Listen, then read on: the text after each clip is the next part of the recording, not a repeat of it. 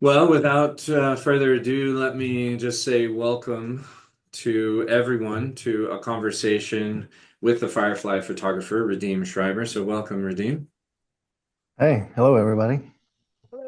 It's nice to have you on here. So, for those of you who aren't familiar with Radim, here's a quick introduction. So, Radim Schreiber is from Czechia, but now lives in the US. He's been photographing fireflies for over a decade, and he's received numerous awards from reputable organizations such as the Smithsonian Magazine, National Geographic, and the National Wildlife Foundation. He has exhibited in Europe as well as in North and in South America. And Redeem's photography has been published in various magazines and periodicals, both online and in print. He has his own book titled Firefly Experience, showcasing his fine art photography of fireflies. So, again, welcome, Redeem. It's such a pleasure to have you, and it's great seeing you again. Yeah, good to see you, Eric. Thanks for the introduction. Absolutely. Absolutely. So it's just there's a lot that I remember first seeing your images and just how blown away I was from just kind of like having no idea, maybe seeing fireflies as a little kid, putting them in a jar and that kind of thing. And but never really thought about how it could turn into something like you've developed. So I guess my first question would be throughout all the books and your art shows, because you do travel a lot for art shows, you are in a lot of exhibits. Um, how did you first start?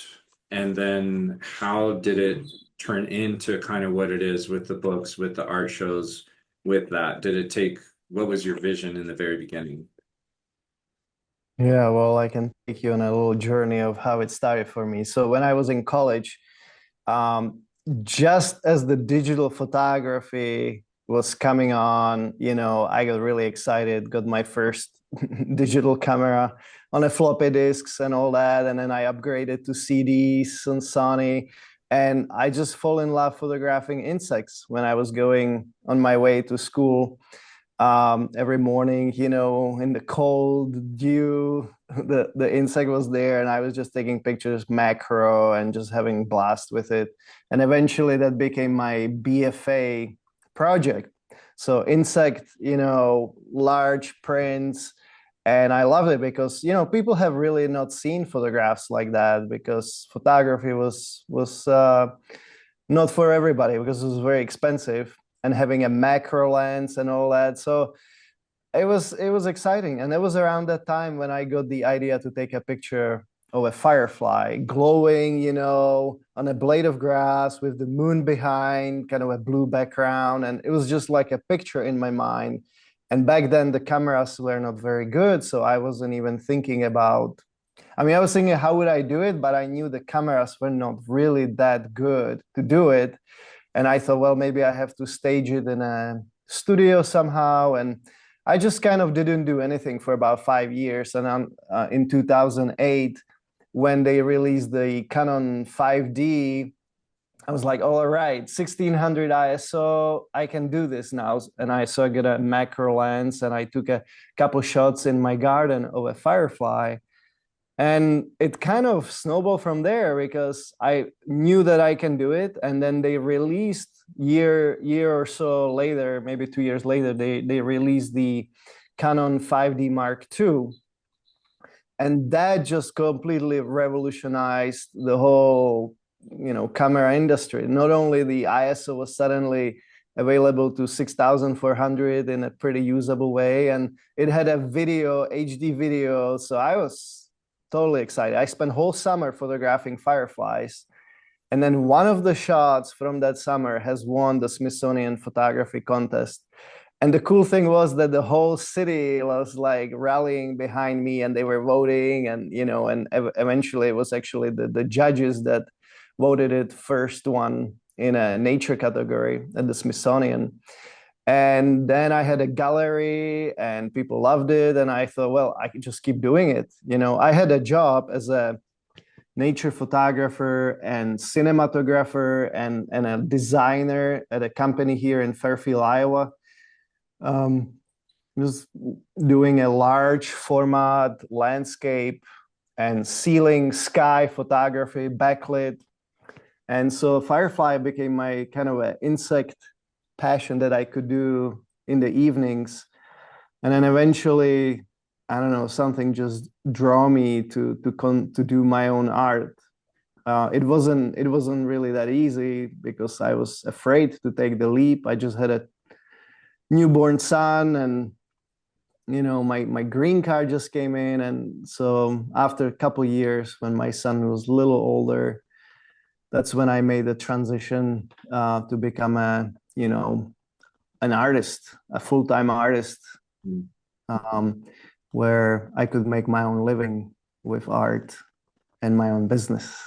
So that was kind of the transition for me. And And so now that, I really just specialize in fireflies. hmm. So that transition, how long until you had that first vision, until you actually went full time? What did that time frame look like? Actually, that was pretty quick. Okay. I got some I got some counsel, advice person. Um, Somebody told me, hey, why don't you give it a try and see if you can make money with what you want to do, and then if it works, then go for it. And so it was like within a year, I did a art show in Iowa City, and I was like, okay, I'm Good. making some money. Nice. uh Do you think it and was attributed to that Smithsonian award? Do you think that kind of was that push? that I was able to make money, or that it gave me courage to The make the courage, leap. yeah, probably the courage, I guess, is It really helped me. I did won some other awards. So I knew that people really like my photography, but I have really never sold them.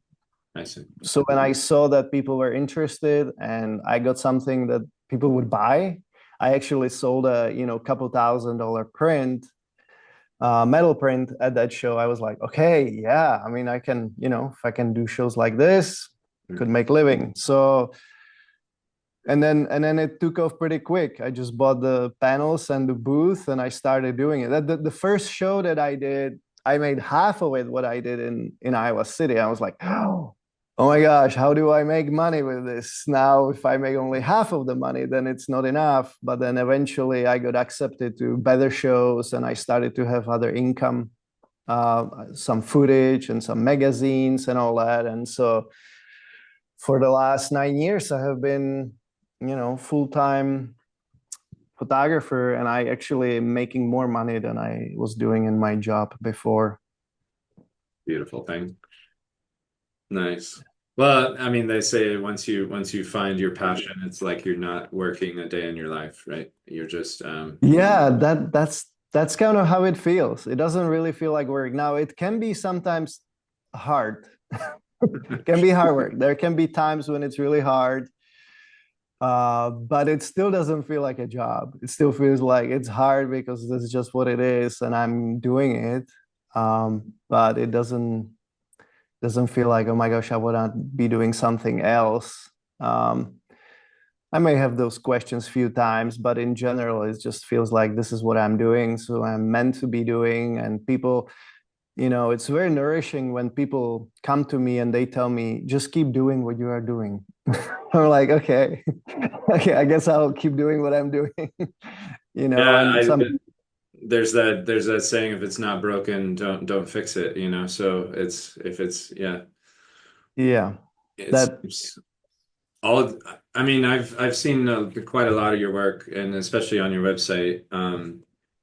And For those of you who haven't seen Radim's website, I can put that into the chat, and I'll do that in a sec, and then you can check out a lot of his work. But I've seen, some landscape work of yours, some macro work of yours as well. What do you prefer? Is there a preference that you have of this sort of wide angle whole entire environment, or do you want that close up? Like, is there something that you're more passionate about between those two? um, Well, I can show people maybe my Yeah, website quickly. Is that okay that I can just share it? absolutely. Yeah, please. Share. There we go. So can you see it now? Yes. Okay. So yeah, this is some of my photography. This picture here, the Ember Firefly, has won the Smithsonian photography contest. And here you have a rising moon photograph with moon blasto, another one of my favorites here. Um, everything started with the macro photography. I really love the insects. I really wanted to see how the firefly makes its light. I was like, oh my God, that's so beautiful. In Czech Republic, I didn't grow up with fireflies.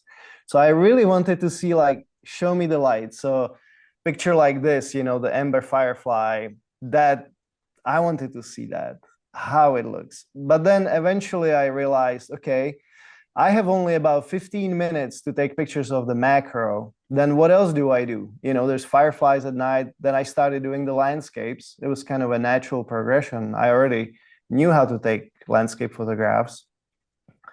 And I just, I started to hang out in the fields, right in Iowa. Like this picture here is from the Fireflies and Farm Road.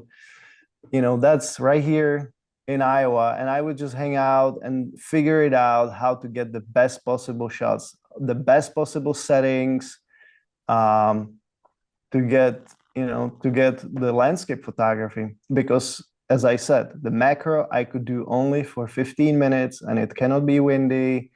15-20 minutes is the window I have, while it's getting darker, but the fireflies are just coming up and they're light. Basically I can still see them at a dusk when it gets too dark. Here are some of my close-ups. When it gets too dark, I don't see the firefly, so I cannot focus on it, and the background is not there. Then it looks more. I can get a shot like this if I'm lucky, but usually I cannot do that because I don't see the firefly at night, unless sometimes their lantern could be illuminated a little bit between flashes, but it still doesn't quite work. And I don't use any external lighting for my photography. I just love hanging out with fireflies and enjoying their presence, and they enjoy to be photographed without light because light disturbs them in their mating ritual. They need to communicate to see each other, with their light, males and females. So light disturbs them, and so I don't interfere with that. So I can. you're how are you is it pitch black out there? That one photo that you showed, it looked like it was really dark out. How are you focusing? I actually, going back to that one that was dark. Actually, I darkened the background here. It Um, was it was kind of really dark. I mean, it was one of the shots that I got lucky that it was really dark, but too dark that you cannot see anything. But I just pushed it to black, but I could still see the firefly when I was photographing. okay. So it was That dusk. Yeah, it Uh, was about 20 minutes after sunset. I see. And I was laying in the ditch to get that shot. And I often do that because in the ditches, for whatever reason, there's more fireflies, there's more moisture, nobody is mowing it, there's no pesticides. For whatever reason, there's more fireflies in the ditches, and sometimes I get a good angle also shooting up. So this shot was from a ditch, like half of my close-ups. It's not my favorite place to crawl. There's chiggers, and sometimes people have called cops on me. There's a guy in the ditch close to my house. What is going on?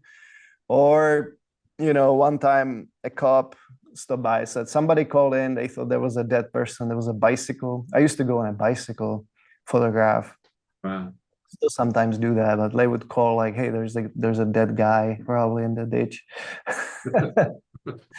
So I try not to do it much anymore, but it's hard because best fireflies are there sometimes. You need a sign that says I'm not dead, I'm just photographing fireflies.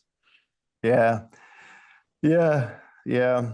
And then you have the headlights coming and the wind from the car. So it's kind of rough. But some of my best shots are from the ditch, like the ember firefly here. Yeah. Can Um, you it's what much easier to photograph in my garden, like the flash of hope, where is that?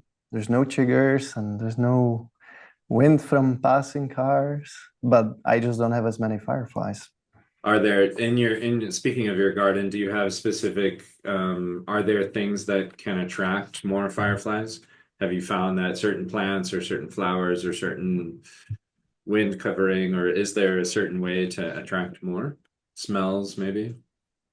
Mm, Or Yeah, so not much in terms of like flowers and things that would attract them. They do like moisture, so adding some like a pond, creek, all those kind of features, they are great for fireflies, or just like a pile of rotten wood, because their food source is these little slugs and little kind of a soft bodied insects and things. And when they are in a larva stage, which is most of the year except the summer, they will feed on these little slugs and things. And they live in the food source, the slugs, they live in a moist areas. So having, like I said, leaves, pile of wood, and keeping it kind of a moist, that helps fireflies too. And I learned a lot about conservation because I traveled to several fireflies, international firefly symposiums. How about I go back to myself?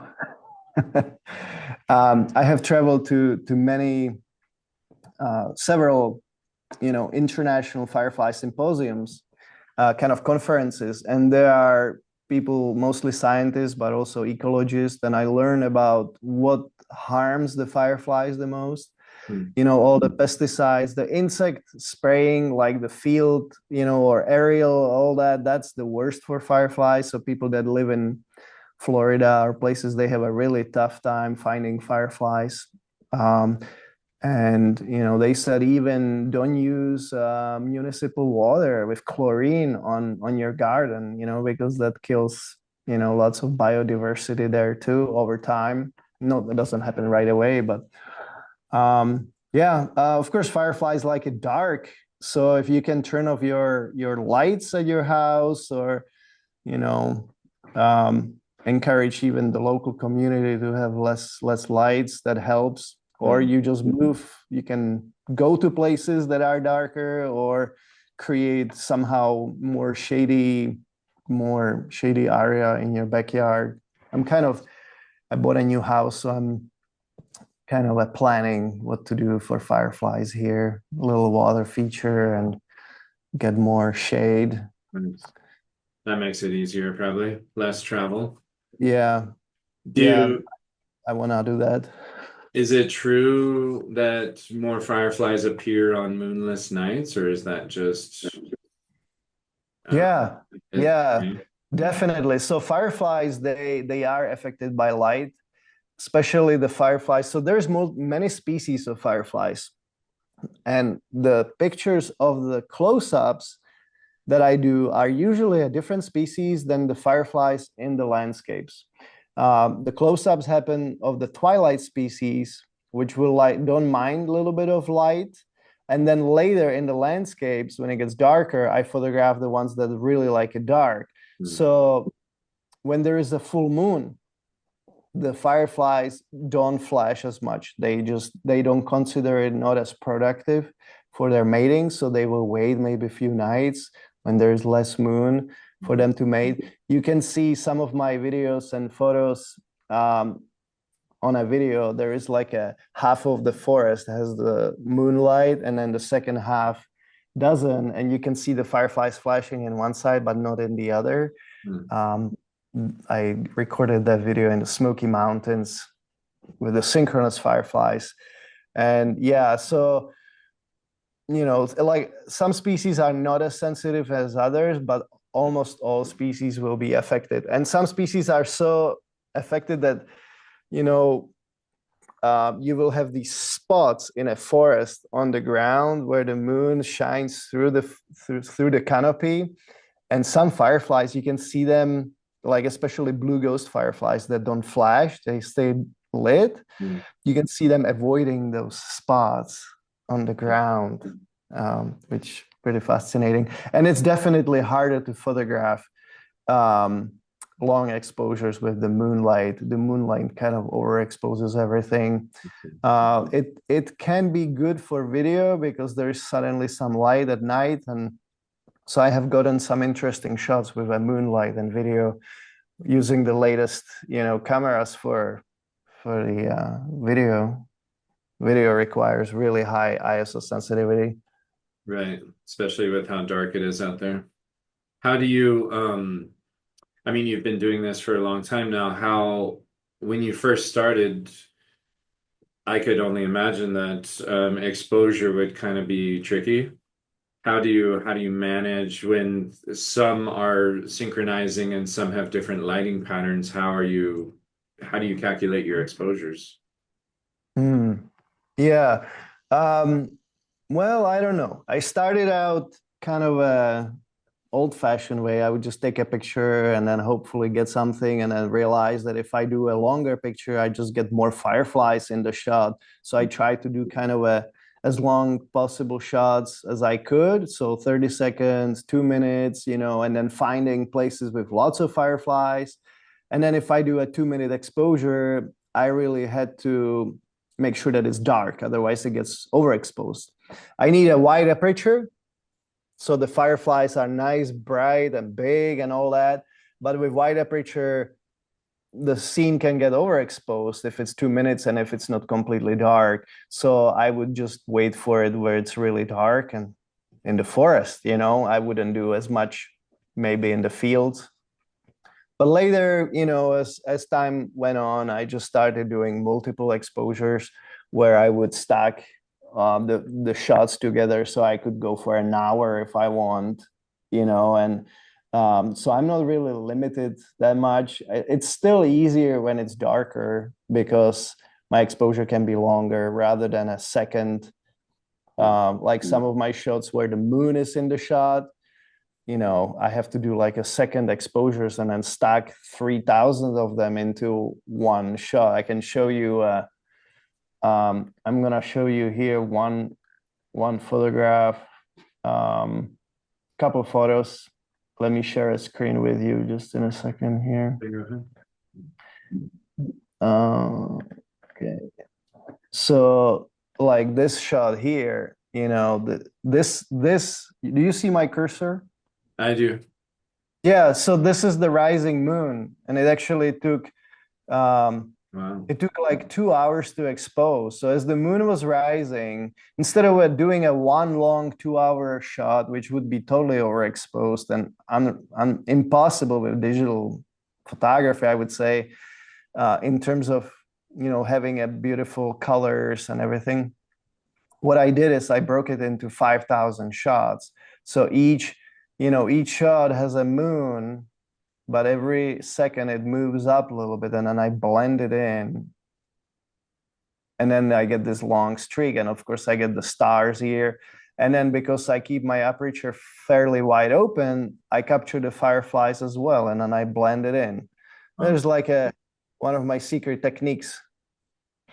And I have used Photoshop to blend them, but when I have 2000, I use more of a software for stacking time lapses, like for photographing time lapses with stars. That's how it happens. You just have 1,000 shots and blend them together, or 100 shots. So I use a software for sometimes for that. Mm. And I have other shots. Moon Blast Off is one of the shots that I have done like that. This one here. This is the shot called the Moon Blast Off. The last shot that I was showing you is the Bergamot moon. Sorry, I'm scrolling fast through my shows. This one here. This is the Bergamot Moon photograph. This is the 2-hour exposure, 5,000 shots.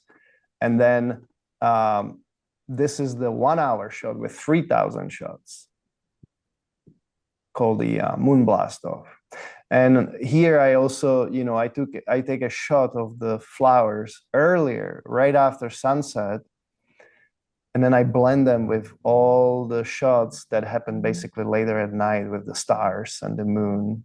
So it's a composite of an hour. That's awesome. Beautiful stuff. Yeah. You shoot with Sony from what I have Yeah. gathered. Yeah. So I do shoot with the Sony. This one I'm recording with the Sony A7S Mark III. So the reason I went from my favorite Canon cameras, I did a 6D also after the 5D Mark II.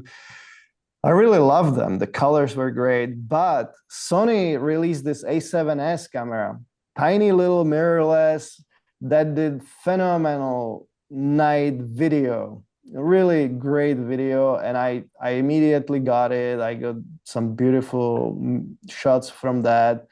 And I kept buying the new versions of it. And eventually I got tired of having two systems, two file systems, two different kind of batteries. The memory cards were different. I was like, okay, that's it. Different lenses.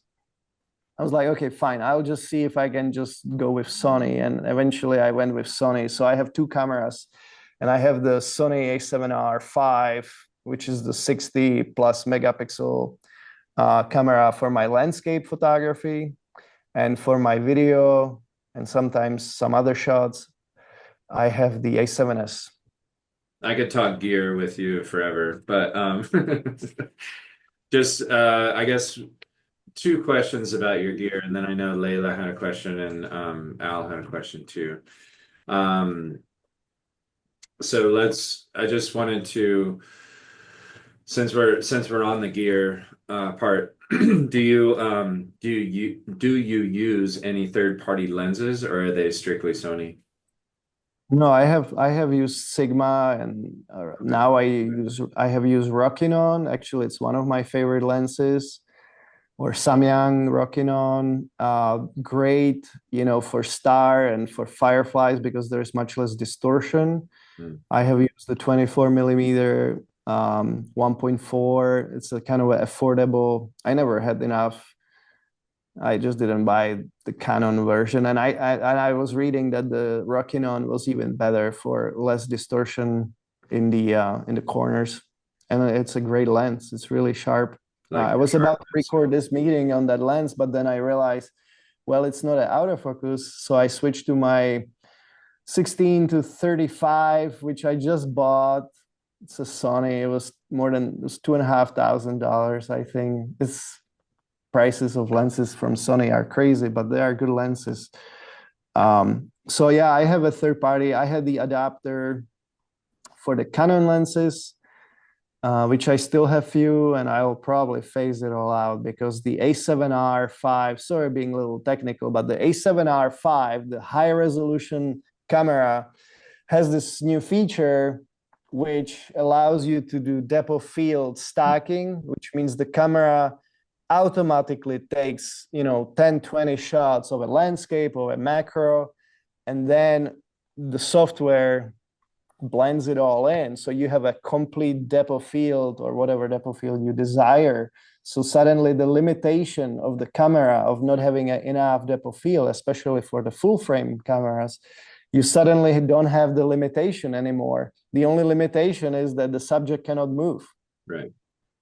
And the other limitation or a requirement is that your lens has an autofocus, and it's a reliable autofocus, which means you need pretty much a native lens from Sony. So I just spent $5,000 on a couple lenses last year just to have that feature from the A7R5, and I completely love it. I bought this 100 to 400 G Master lens, the telephoto lens, and I went on a lake, sunrise, landscapes, and I was able to zoom in and get the full depth of field. It's wonderful. As long as nothing is moving, um, it's great. I Nice. wish I would use a little bit more the feature in camera, the pixel shift. I just find it that the depth of field combination gives me sharper images than if I do just a one plane. Right. I cannot just do. It doesn't have an option of doing a depth of field stacking and the pixel shift. If they did that, maybe I would use it. Soon. I'm sure it will happen. It'll- Sony has been really good with kind of coming up with new features that people ask for. That's one of the things I give them a credit. Nice. Okay, so let's start with a couple of these questions that we have here. So, were you at Artapalooza last year in Cedar Falls? Al was asking that. Yeah, I was in Artapalooza last year. That was a nice little show. It was nice to. Yeah, it is nice for those of you who are local in Cedar Falls. If you haven't been, I think that's where we met for the first time. Yeah, I think we met there. I don't know if it was last year or the year before, but It was the year before because it's already right. 2025, so it was 23. Right. Okay. And yeah, it's a fun show, lots of photography and painting, sculpture, ceramics, all kinds of good stuff. So, Yeah. and then Layla was asking, very interesting photography. I'm just reading this. How do you make Yeah. the fireflies feel comfortable and safe around you when taking macro photography? It's a good question. I just kind of figure it out, that you need to approach them slow. Because they see you really well. They are equipped with big eyes, so they see at night. They see their flashes of their mates, but they see the forest, they see you. They don't really react much to sounds, but they will see you.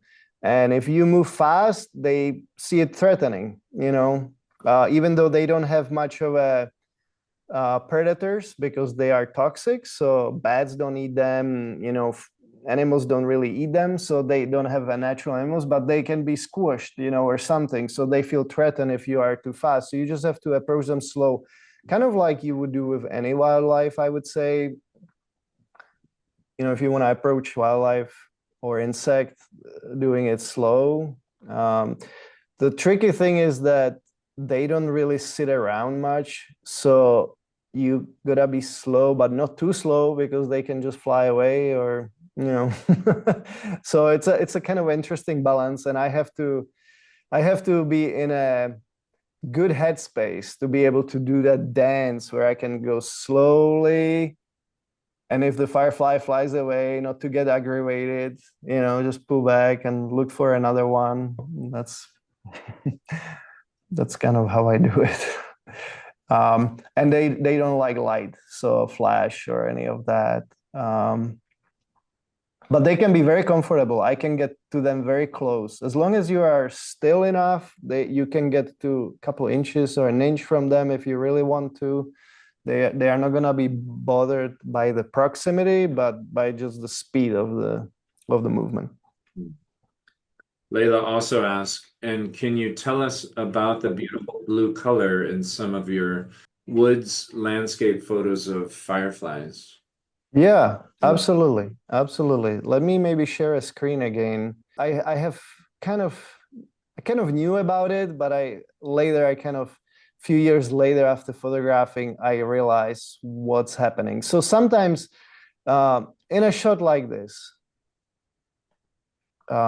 one here, when it's gonna enlarge, when my hard drive there, when I have a shot like this, actually that's a blue sky behind it. But when I get shots, so you see my cursor, here is a blue sky, but sometimes I have a picture like this one here that actually doesn't have a blue sky behind it. Okay, so these shots here, That's not a blue sky. That's in this case, that was actually pavement next to my house. So there was a little bit of illumination. But I have some shots like this one here. I believe this shot, well, maybe it was still a driveway in my next to my house. But some of my first shots, these ones, that was right in my backyard with a foliage behind it. And the reason it's blue is because of the twilight colors. So, you know, make yourself, you can see that really well when there is a snow. Turn your lights inside your house, and in the evening as it gets darker, it's a requirement that there is a blue sky before that. So you have a blue sky, and then the twilight colors kind of reflect back in the scene. And you know, the camera picks on that really well. Our eyes don't really see colors that well at night. And also we adjust. So you are outside at the twilight, and things really don't look that blue unless you look at it with a critical eye. If you just look around, you know, white car looks still white. But if you go inside with your, you know, tungsten lights inside that are yellow, and then you look outside at the twilight, often you can see the color really clearly that it's blue. So, and then yeah, some of the shots have the sky, like from it, when I'm in a ditch, you know, I will be photographing and shots like this straight up. Now, later at night, okay, let's say this shot, not a great shot. There's not that many fireflies, but you can see that it became kind of pinkish and more yellow instead of blue. That's because it's past twilight. And the reddish colors is just the light pollution. So, you know, look at shot like this, straight from the camera, but the blades of grass are gonna be more blue because of the twilight than during a daytime when the sun is hitting it. You know, shot like this says it's pretty well too. This is, there are two kinds of light. This is from the airport, and then this is from the street lights of the city. So you get, you know, two different kinds of hues that are blending in, plus the fireflies. But so the colors, the camera really picks up colors really well. Here's a forest scene at a twilight. Now, here's a Milky Way past twilight. So you see there's more gray and some yellows from the twilight. I'm looking for some shots in a forest, this one. So this one and this one are actual shots. There's not really any color manipulation. Of course, I adjust the colors, but this is how it came out of the camera. And it's because it's past twilight or it's very cloudy. Like in this case, it's cloudy. So the blue sky cannot get in the reflecting into the scene. Yep. So I hope that answers that. John asks, well, he's got a two-part question. How did you learn to identify the various species of fireflies? And would you please identify one for me? Okay. So funnily enough, I started as an artist and photographer, and I really wanted to see the light of the fireflies. So I went and took a picture. I knew nothing about fireflies. So, and then this guy calls me from Iowa. He's like, I saw your pictures. And did you know there's more kind of fireflies? And there's two types. There's the red-hooded fireflies, which are the twilight species, and then you have the fireflies that look more like a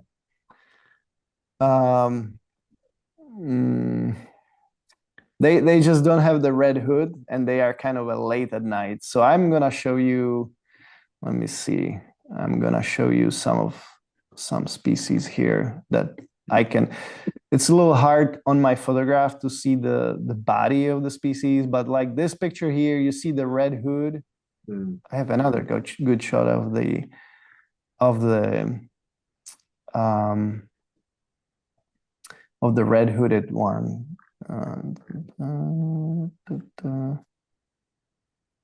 So here is a pretty good shot. You see the red pink hood. So that's a one.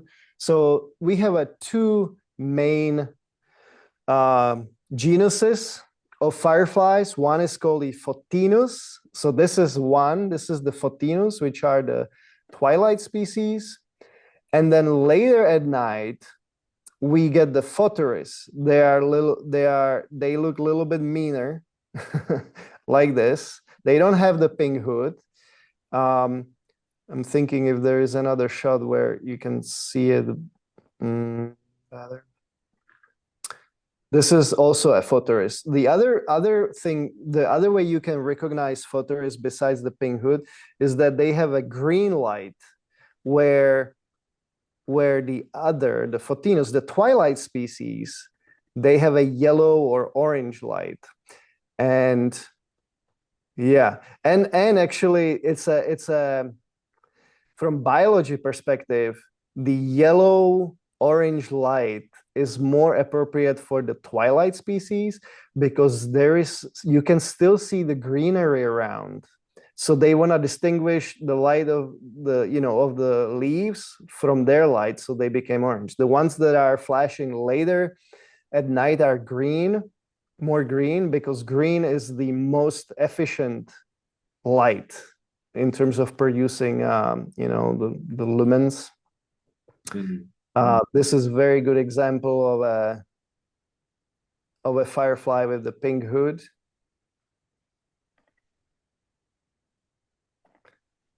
Meaning that when you say efficiency, you mean like the amount of light that's produced requires the least amount of energy kind of thing? Yes. Yeah. The green requires the least amount of energy to produce light, and then more red you go, the dimmer the fireflies are. Yeah, there is blue ghost fireflies, which basically don't flash. So you can see these squiggly lines. They are because they fly and they don't flash, they stay on. They are not Photoris or Photinus, they are different genus. Yeah, anyway. Blue ghost fireflies. Reticulata. This is the genus, I believe. So the blue ghost, or sorry to interrupt, go ahead. Yeah, no, go for it. The blue ghost, are they found in Iowa, or is that more like East Coast, or? Blue ghost fireflies are not in Iowa.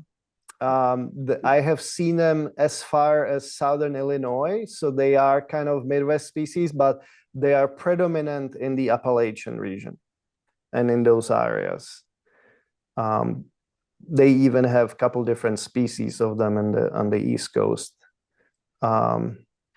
Yeah, I have photographed lots of different species. Like this picture here, that is in Mexico. They synchronize. When you see a dash, that means that the firefly flashes a little bit longer than a quick blink, maybe a second, maybe half a second flash. And what would you say on that previous photo right there? What do you think your exposure was, more or less? Like, so this one here, yeah, maybe 10 minutes. This was a multiple exposure. So lots of my shots these days are multiple exposures. I do have a single shots, like this is a single shot. It was a 30 seconds in Iowa. And actually you can see how many fireflies there were, because I take shots that are 1 hour and they don't even have as many flashes as this one. So you can see that there was a lots of fireflies. So was that taken in fall, or what's the better season to have more success? Good question. So you're asking about firefly season. Yes. Yeah. So the firefly season here in Iowa starts in beginning of May. You could probably see a few fireflies in April, but it's rare. Here in Fairfield, which we are a little more south of where you are, We are 2.5 hours south of you. So our first fireflies, I usually start seeing them beginning of May. And then they kind of taper off and there is a gap. And then they start flashing in the beginning of June again. So for about a week or two, you don't really see fireflies. Middle of June, and then it really peaks up around solstice. And summer solstice is kind of for whatever reason, that is kind of the northern hemisphere sweet spot for fireflies, especially in the cooler regions. Not like the tropical places will have maybe fireflies all year round, or they will have a very long season. But in the cooler climates like Iowa, where there's 4 seasons, etc., 4 seasons, yeah. Summer solstice is gonna be a really good time to see fireflies. And then here in Iowa, they go all the way to middle of June, July. From middle of June to middle of July is like really the prime season. You can keep seeing fireflies until end of August, but there will be very few of them. Depending on a year, every year is a little different. And like I said, different regions will have a different seasons. I am going to Florida in April to photograph fireflies there. Yeah, and it's one of the trickier things actually to figure it out. Like when I travel, is where the fireflies are, what is the season, what is the places. I always have to talk to people because it's not something I just Google up. It's just not really that available, that kind of information, or not easily available. So yeah, I just talk to people a lot. Yeah, and unfortunately, even in some of the warmer regions, the summer still will be like in Mexico. Still, the summer is like the June, July is still the prime season. I wish Southern America or other southern hemisphere is gonna have the opposite. So in our winter they could have fireflies, but in terms of northern hemisphere, it's all kind of clumped up in summer. And it's surprising sometimes because even warm climates like Mexico, where they don't have seasons, you will still have fireflies flashing in the middle of summer. So that makes it a little bit harder for me because my opportunity to photograph is narrower. Which, I mean, it gives me some advantage too, because then not everybody can get to fireflies. For example, there is no fireflies in California and on the West Coast because it's too dry, and so the opportunity is shorter, which kind of keeps the firefly photography somewhat more unique.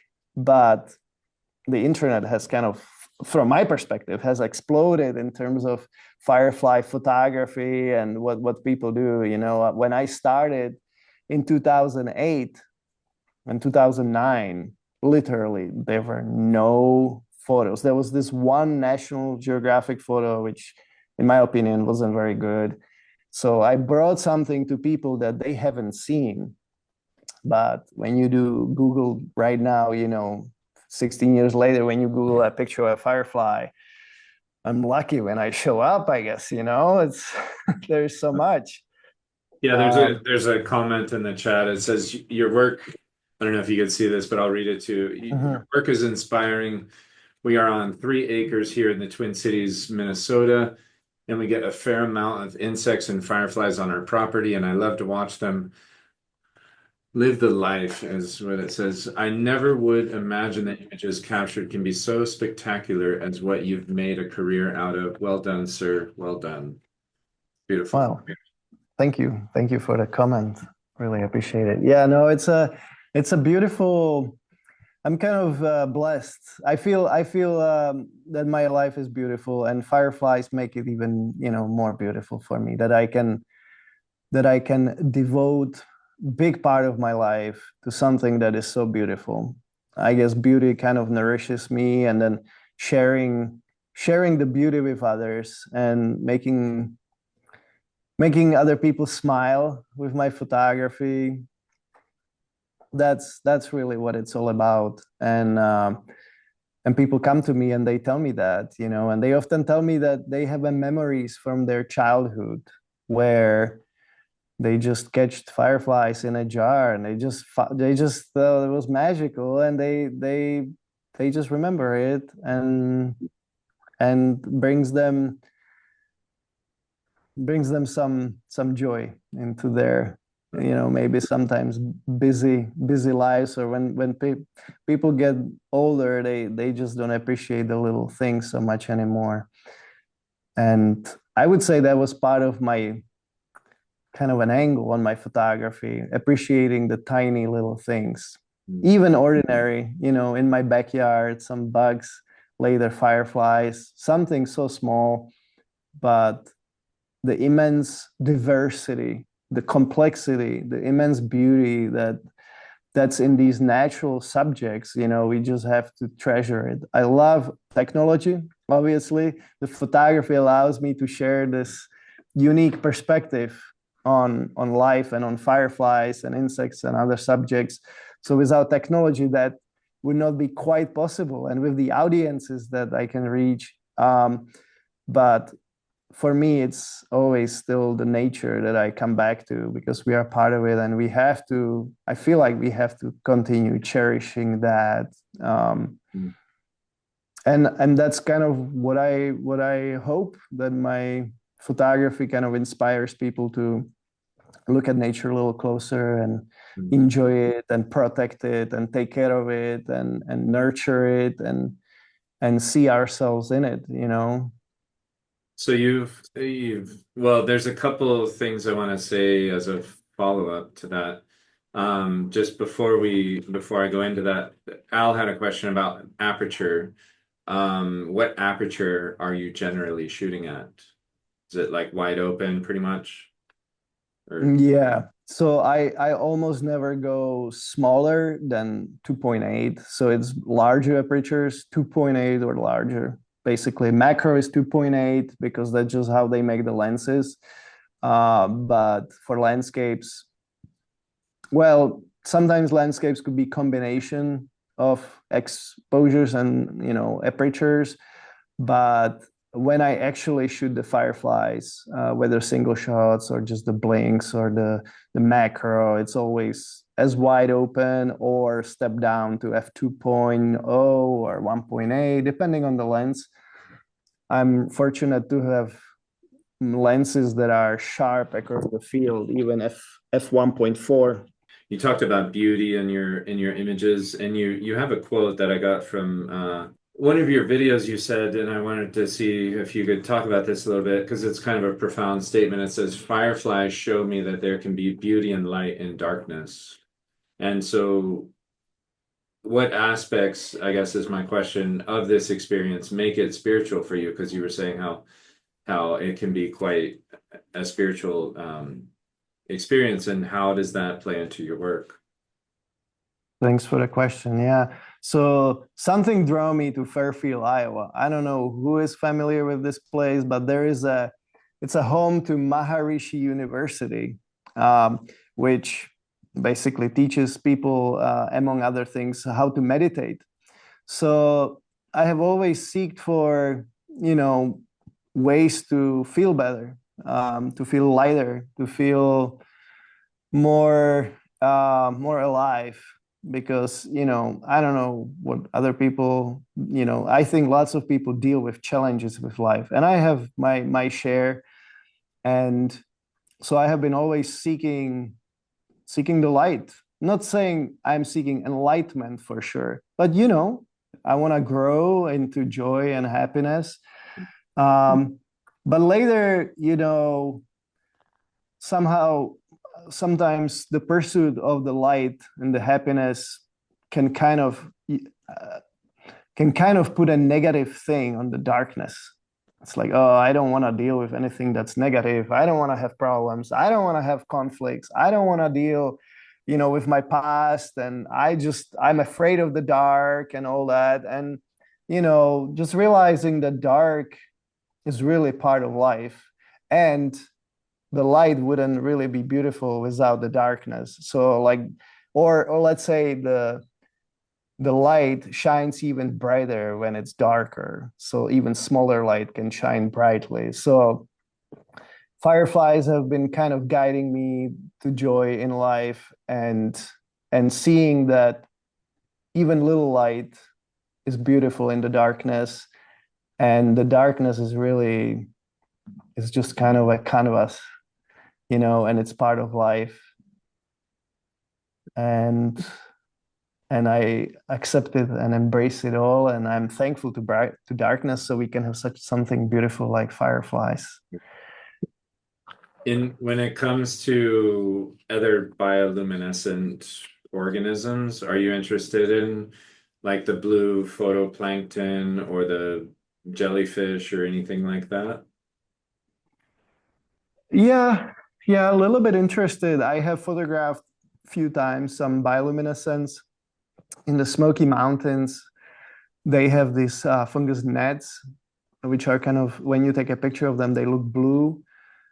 Um, yeah, it's interesting. They don't bring me as much joy. I find it fascinating. There's something about dancing fireflies at night in a forest that's just so peaceful and so beautiful and so magical, mesmerizing.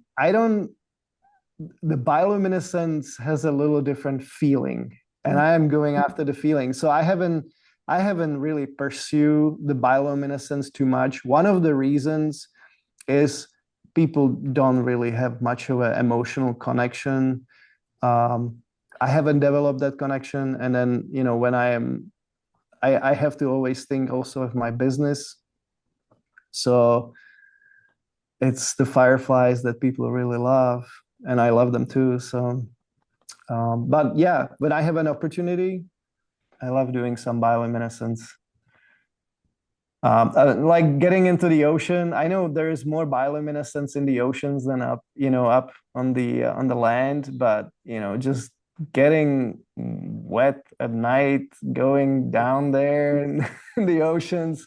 I don't even live nearby. It's pretty long stretch. I mean, I have done diving just to hold my camera steady down there is it's difficult. Doing a long exposure, it's all doable. I think I'll probably do it.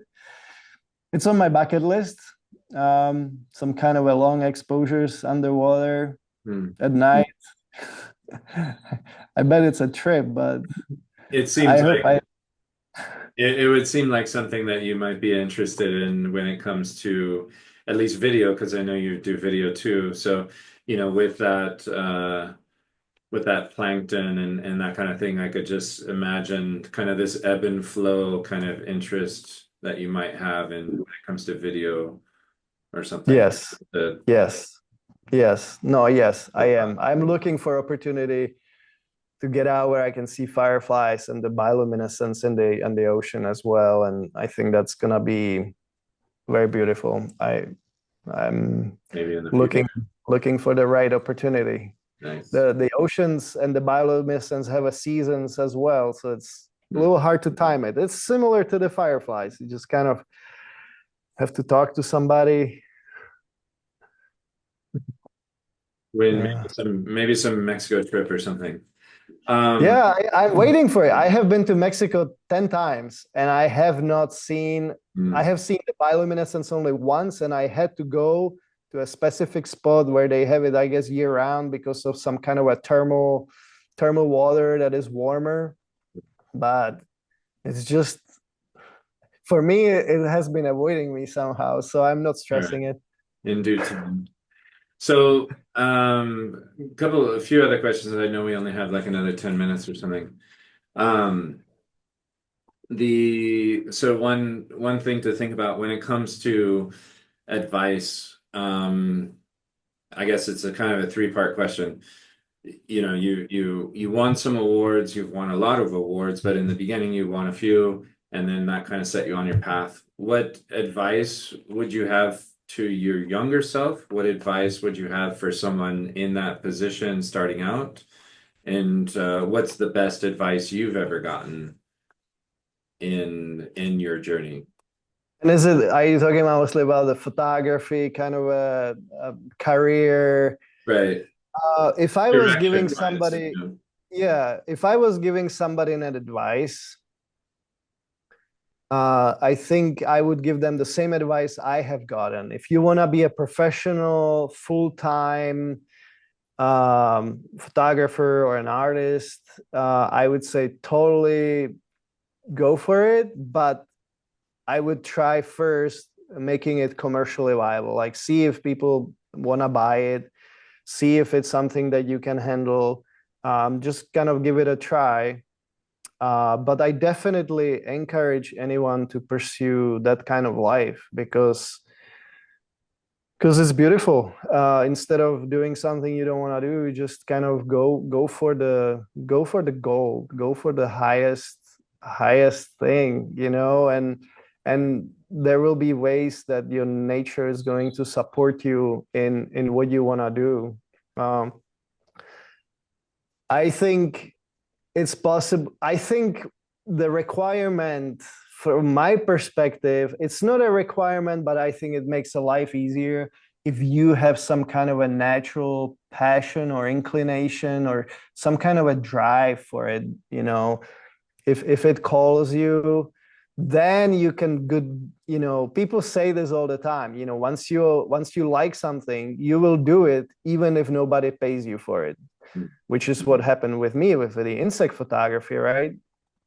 And then eventually you get so good at it, then eventually people will appreciate what you do and they will honor you and pay you and buy from you and etc. And so the career kind of evolves from that, can evolve from that passion. So I think I would definitely give that kind of advice. Um, and um, and that was probably the advice about trying it financially was probably the best advice I have ever gotten in terms of my career. It for me it was a very natural flow because it was a I just fall in love with this insect photography that I wanted to keep doing it. I was doing other photography as well, just getting better. It makes you get better. I got so good at cameras. I'm very rusty compared to when I was like 10, 15 years ago. I was taking pictures almost every day. So I knew the camera. I didn't have to look at it. I was just, be able to do it. I still have to learn my camera. It helps when I know where the buttons are, the dials are, so I can at night I don't have to use any flashlight or anything. I can just kind of switch my battery by memory cards and things. I can do it in the dark. It does help me. I don't have to turn off my night vision by blinding myself and the fireflies. So it helps. And you ask me what kind of an advice would I give myself to younger myself? Um, I don't really know. I feel like in terms of my career, I feel like it has evolved pretty naturally, pretty smoothly. Um, I don't know. I I would say I don't really know what I would in terms of career to tell myself, but right now I'm more seeking more like what right now it's not that it's becoming harder, but like I have been doing fireflies, the same subject for a very long time, 16 years. So it's a little bit hard to continue doing the same thing, reinvent myself. And then what's really hard also is to it's phenomenal that other people are inspired and they take pictures of fireflies. But for me, it's always a little bit emotionally challenging because like, oh my gosh, I mean, I wish I would, no, how would I say that? Like it feels threatening because I'm like, oh, I was one of the first ones, or I want to be the best, but it can be hard. So and because I have been doing for so long, it's kind of hard to find that spark, that passion, that inspiration, that idea. That is kind of the challenging for me. So giving myself an advice, I think I need to just get out of the box and just kind of reset a little bit, calibrate. I am so it's so easy just to keep doing the same thing. Mm, And I think if I was giving myself an advice, just kind of kick myself in the head a little bit and just try lots of new things. mm, Um, to like, just to see where I get inspired, where the creativity and the playfulness, that's kind of where I want to see mm. take a little bit more courage and a little bit more risk, because it's risky. Oh, what if I spend a year doing this and it doesn't produce into anything? Or so, but I think to give myself a little bit of encouragement, I need to take a little bit of risks. I think that's In probably, Yeah. I think that's kind of a good, because in the beginning, when it's such a novelty, you are just taking risks and then you kind of see what sticks and then you go in that direction and it's all working. But then after a while, you kind of know what's safe and you know what maybe sells, what's secure and that kind of thing. So yeah, I think I think that typically happens maybe with certain artists. You're just like, I'm doing the same thing over and over, and you feel maybe a little bit maybe not uninspired is the word, but maybe just a little like that novelty's kind of worn off a little bit. And so yeah, I think taking risks is that sounds like a good step in the right direction of just kind of doing something completely different just to kind of switch it up to see what can be learned from that, even just on a creative level. Yes, yes, and I have to kind of not restrict myself Mm, too. Like I started doing a little bit of woodworking or having a little bit of an ideas for woodworking because I see what other people do, and like for whatever reason it like called me. It can be just a hobby, but maybe I'll learn some skills like what you just said. Maybe I'll learn like things or have tools for framing and things, or it can open up some other doors. Some handyman skills for creating my artwork can be useful. yes. Or maybe it will become a product, become not a product, but like like an art form that I will get interested in. Who knows? So then what's But yeah, go ahead, sorry. I think there's a lot that I can explore with the Fireflies. I just have to kind of push myself, break free from what I have learned and done always to try lots of different things.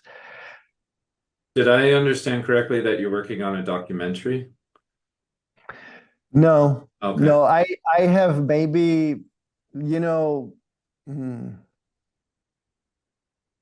I would like to, I guess. I would like to, but it's a big project and Mm, um it's maybe one of the things I should get into and get a little courageous by making smaller films. I haven't made a film in a long time. Um and this year I actually want to do a short film and then documentary. I have never had a big inclination for documentary because for me, it's not the right art form. I wish to create more of an emotional feeling, emotional, you know, sturdy emotions in people. And I think with a music and kind of a I don't know. In documentary, when somebody's talking about what's happening in the biology of it, you don't get necessarily that emotional feeling from yeah, what right. I'm trying to communicate with my experiences in nature with fireflies. Mm, I see. But maybe I need to take some risks and do a little bit something different. There was it made me think of My Octopus Teacher. I don't know if you've ever seen that movie, Mm. but I film kind of wish I would have done something like that. it's, and for those of you who don't know, but he was a filmmaker who was kind of in between jobs and kind of, and then he started going into the ocean and met an octopus and followed the octopus for like, I don't know, 300 and something days every single day and becoming friends with it. And it's just an incredible movie for those of you who haven't seen it. So yeah, it just made me think about just not only is, when you're so involved with an organism, but then it kind of takes over your life.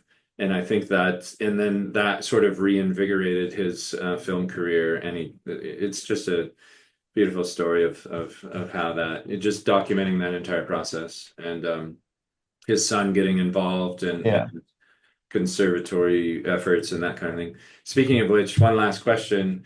What's in terms of conservation, are there organizations that you support or that we should support, or how can we get involved, or are there certain things that you would like to share with us about conservatory efforts with fireflies?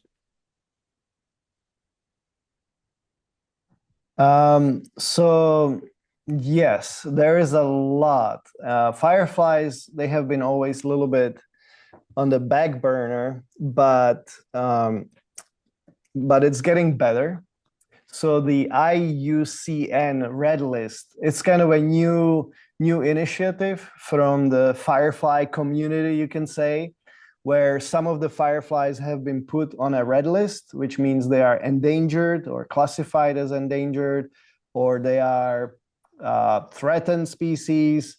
So that's kind of one of the new developments in the firefly world, and I have been actively helping them. So I go and photograph the species which is one of the reasons I'm going to Florida, is to photograph the endangered species. Some of them are critically endangered, and documenting them.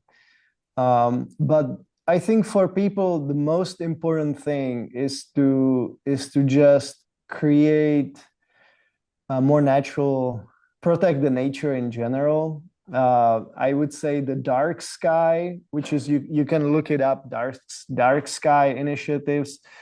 People basically saying, hey, our cities are creating too much pollution, light pollution.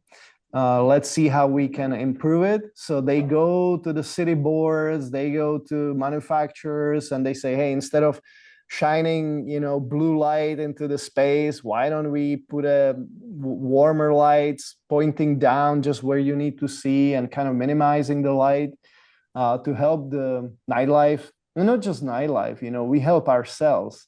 The melatonin production, our circadian rhythm help us sleep better, get better rest, and feel better and be more alive. But those few things that I mentioned earlier that people can do to create environments for fireflies, that's also very useful.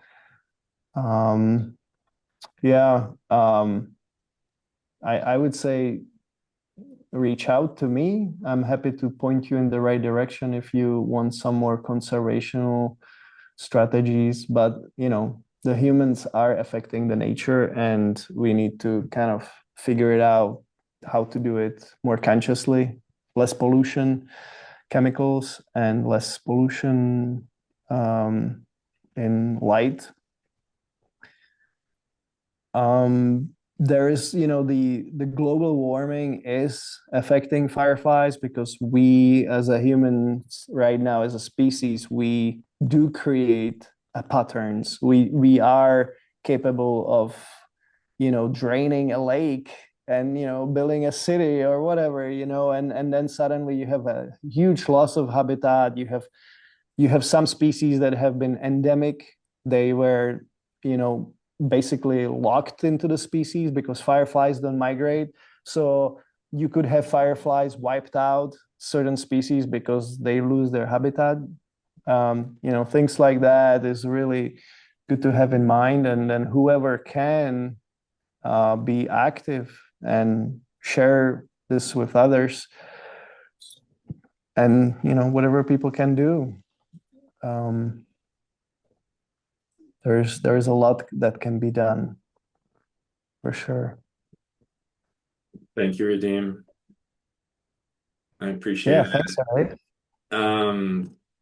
Yeah, thanks everyone for joining. I know we've gone over a little bit. John had a comment saying that the glowworms in New Zealand are nice, and the cave owners won't let you photograph them. Interesting comment. He also says that the Nikon Z8 does focus stacking and pixel shifting. So, unless you want to venture on over to I'll the have other to look at that. side. I'll have to look at if it does both at the same time. I'll have to look at that. But yes. The glowworms, yeah, it's on my bucket list. Just have to go down to Australia and New Zealand. I've seen already pictures, videos, so I know what it's like. They are very similar to the light is blue, like the ones we have in the Smoky Mountains, the fungus nets, but their light is much brighter. I can see that because people take videos, and I can see the brightness of it. So they are bigger and brighter. So it must be nice. Awesome. I yeah. Any other last questions or any other last thoughts from you, Radim, if you want to plug anything or if you'd like to announce what's next for you, or if you're going to be at an art show nearby, or if there's anything you'd like to say, and for anyone else, anyone who has any questions, feel free. Nothing is really coming up. This was really, really enjoyable to share the time with you. I hope people will enjoy it later on YouTube, and feel free always to reach out to me if you have more questions. And yeah, I understood that many of you are maybe photographers, so enjoy shooting, keep going with what you like, and push your boundaries, just like what I need to do myself. Awesome. Eric, I really appreciate that you organized this. Thank you. That was fun. Thank you. I appreciate it as well, Radim. Pleasure seeing you. Pleasure chatting, and just thanks for all the beautiful imagery and everything you do. It's awesome. So thank you so much. Thank you. Thank you. My pleasure. You guys have a nice rest of the day. Yeah. You too as well. Thanks, everyone. And from us at McKenna, just feel free to check back in on next webinars, and hope to see you on the next one. And thank you all for attending. I'll see you soon. Okay, thanks. See ya. Bye.